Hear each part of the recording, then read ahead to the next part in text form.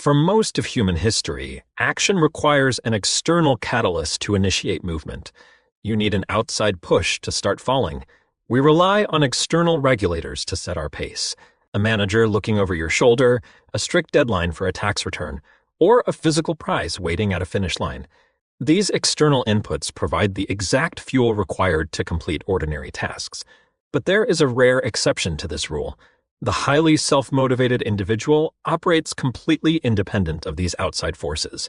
They move without the push. This animated diagram illustrates the mechanistic advantage of internal fuel. The gauge on the left represents external validation.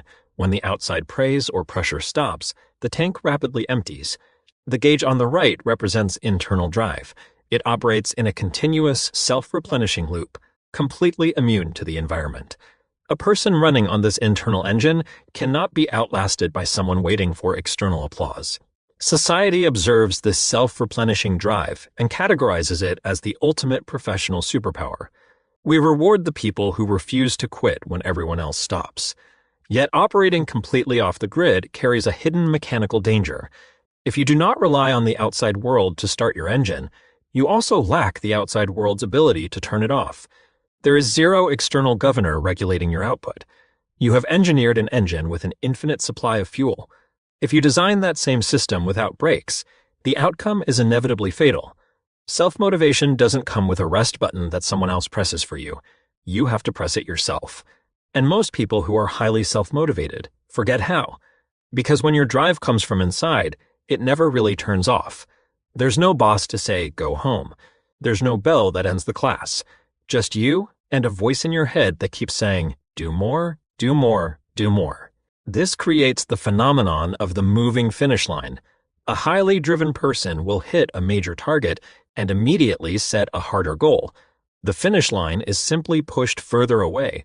By permanently skipping the resting phase of the work cycle, massive physical and mental exhaustion begins to accumulate in the background.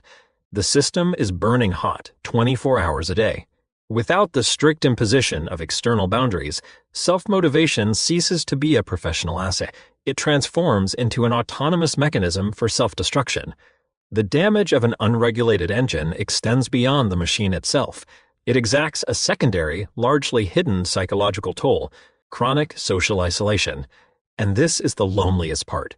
People who don't rely on others to motivate them often stop letting others in at all. They isolate. Not because they hate people, but because relying on themselves becomes such a strong habit, it starts to feel like weakness to ask for help. The result is a profound, suffocating loneliness.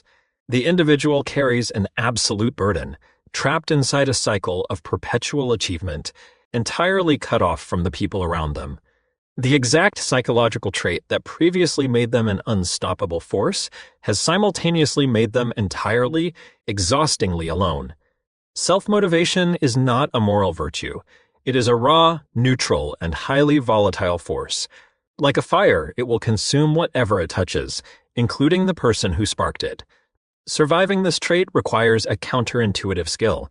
The individual must apply their relentless discipline toward enforcing strict, scheduled rest. This requires a complete conceptual shift for the high achiever. Rest can no longer be viewed as an escape from work or a weak reward for finishing. It must be recategorized as a critical, non-negotiable component of the work itself. It requires the conscious reintroduction of community. Letting others in is not a surrender of independence. It is a strategic requirement for long-term endurance.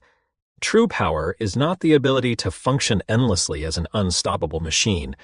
It is possessing the infinite capacity to keep going and the profound wisdom to choose exactly when to stop.